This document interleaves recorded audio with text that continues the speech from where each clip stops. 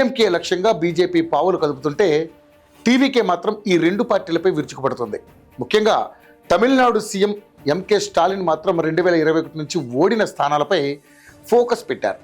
ఇందులో భాగంగానే వరుసగా నేతలతో సమావేశాలు నిర్వహిస్తున్నారు. 2026 ఏప్రిల్లో జరగనున్న అసెంబ్లీ ఎన్నికల నేపథ్యంలో స్టాలిన్ పార్టీ నాయకత్వానికి ముందుగానే స్పష్టమైన లక్ష్యాన్ని నిర్దేశించారు. 2021 ఎన్నికల్లో డిఎంకే కూటమి మొత్తం 159 స్థానాలు గెలుచుకుంది.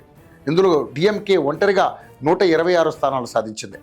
అయితే ఇంకా 75 నియోజకవర్గాల్లో ప్రత్యర్థులైన అన్నా డిఎంకే, పిఎంకే వంటి పార్టీలు విజయం సాధించాయి.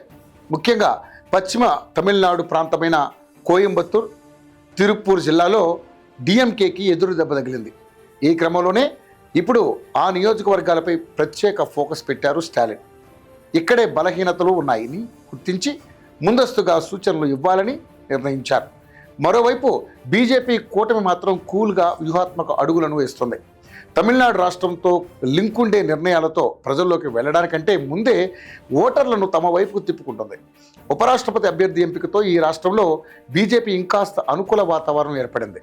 ఎప్పుడు కూడా సీఎం స్టాలిన్ తమిళనాడుపై కేంద్రం వివక్ష చూపుతుందని ఆరోపణలు చేసేవారు.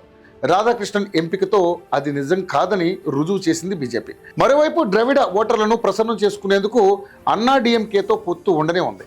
ఇక బీజేపీకి మిగిలిందల్లా ప్రచారంలో ఇవ్వాల్సిన హామీలు. మేనిఫెస్టో స్ట్రాంగ్గా ఉండేలా చూసుకోవడం అని పలువురు రాజకీయ విశ్లేషకులు అంటున్నారు.